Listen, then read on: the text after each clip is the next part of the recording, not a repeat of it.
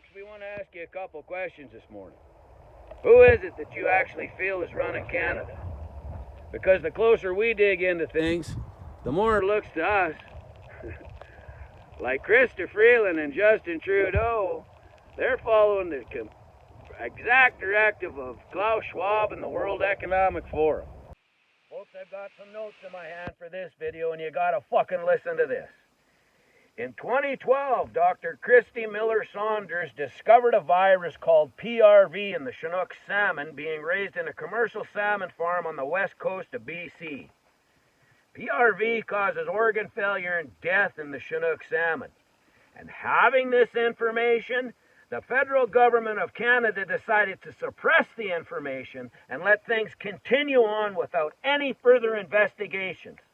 10 years later, this March, the Federal Information Council ordered this information be made public, and it was made public only then. People, this could have huge ramifications for the First Nations people of British Columbia. This could be devastating to the Chinook salmon population, and they suppressed the fucking information. I am so fucking outraged I could piss down both fucking legs right now. Unbelievable. So people, I want to put you onto a lady's TikTok account here. Her name is Alexandra Morton, and I'm going to put the picture of her account.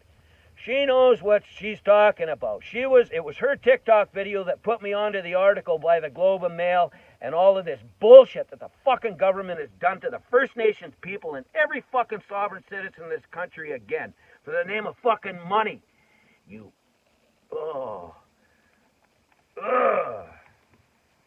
I want you to go join Alexandra Morton's page.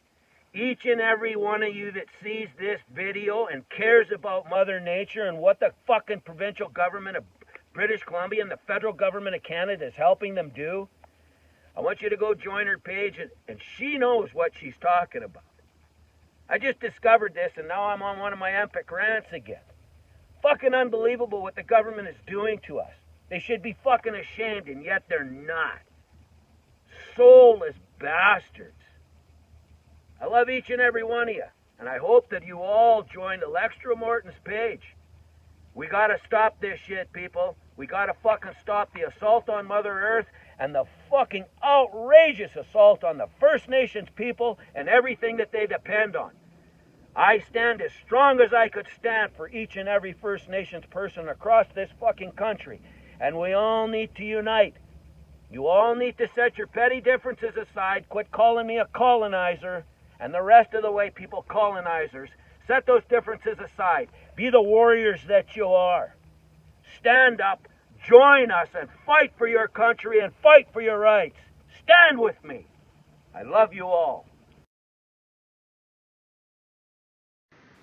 Today, November 25th, 2021, the BC Salmon Farmers Association launched a website saying my information is wrong, that taking salmon farms out of the Discovery Islands this spring made no difference at all to the health of young wild salmon. They say that independent data found sea lice levels were low last year and this year, that there's no problem with the farms. And they called me an activist. Okay, there's 4 things anyone who cares about wild salmon on the BC coast should know about. Number 1, the data they are using is not independent. They paid mainstream biological consulting for it. 2, sure, I'm an activist, but I've also published my science on the impact of sea lice in the top scientific journals in the world.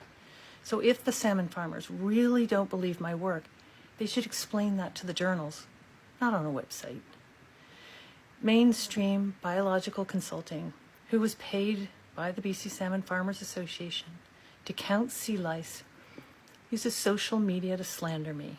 This is not professional. 4, when you really look at the data, we both saw the same thing. There were far more sea lice in 2020 than in 2021 when the salmon farms were removed. Next summer, we will hear directly from the fish when we see how many pink salmon return. And for you salmon farmers, you would do so much better to take an honest approach and try to clean up, rather than allow this kind of nonsense to drag your industry down.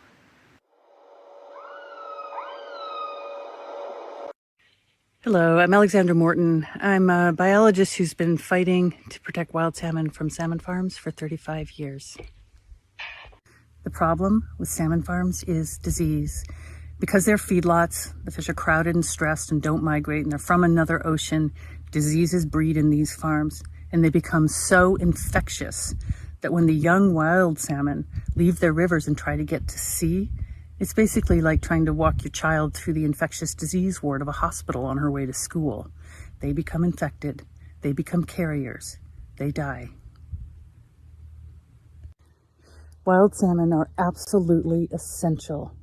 They leave their rivers small, they go out into the open ocean, and they basically collect the energy of the sun hitting the open ocean waters by feeding and growing. And then they come back to their rivers, they lay their eggs in the gravel, and they die. And they pour all the nutrients from the ocean over the watersheds. They feed the trees that make the oxygen we breathe. They feed over 100 species. Wild salmon are essential. It's early February 2022, and that means we're counting down to the days to the start of the migration of BC's young wild salmon. They're hatching and wriggling up through the gravel, getting ready to go to sea. It also means the industrial salmon farming industry has just 26 days to get their sea lice under control, and it's not going well. In 2020, the government of Canada told the salmon farming industry you can have just 3 adult lice on your fish starting on March 1 through June to protect the young wild salmon, or else something. So, for 7 weeks, this boat, the COWBOY, has been sucking hundreds of thousands of farm salmon into its hold, soaking them in fresh water for about 6 hours, and then steaming back to the farm and putting them back into the pens. The company, Maui, is hoping that soaking farm salmon in fresh water will kill the lice on the fish. Maui is the biggest salmon farming company in the world, and they have a lice problem everywhere they operate. Norway, Scotland, Ireland, Eastern Canada, Chile, and here. You would think, and really they want you to think, that they have the problem handled, but they don't. When Maui started treatment at this farm last December in Quatsino Sound, the farm had an average of 2.17 adult lice per fish. After the treatment, they are reporting an average of 11.57 adult lice. The problem got 5 times worse. So Maui brought in another boat to soak the fish again, this time in hydrogen peroxide. And they sent the boat that didn't work to do the same treatment that failed in Quatsino to the central coast of BC and Kitasoo territory. Yes, the treatment that resulted in more lice is being repeated.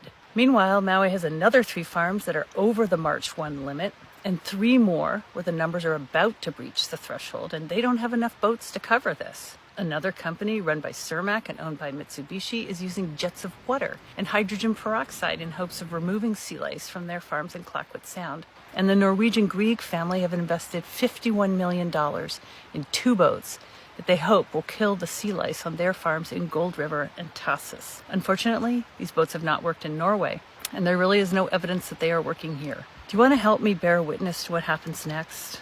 Will Maui, Cermak, and Grieg suddenly get their lice under control in the next 4 weeks? Will the government of Canada care if they don't? What will Canada do if these companies breach their conditions of license again? Will wild salmon be lethally infected again this year? I first reported sea lice from salmon farms were killing wild salmon 21 years ago. The difference this time is that all the salmon farm licenses in British Columbia will expire this summer, and the Minister of Fisheries has to decide whether to renew these licenses or not. She will have to stand up to this industry or let this happen again. This is an aggressive industry. They've hired companies to follow me. Who are you guys? Who are you?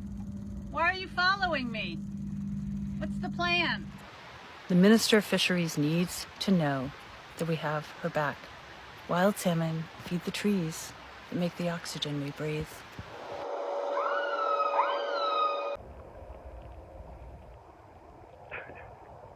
Well, this video's not what I was planning on, but I'll post it anyway just because you see what happens to me around here because I abuse all these freaking animals. I love all the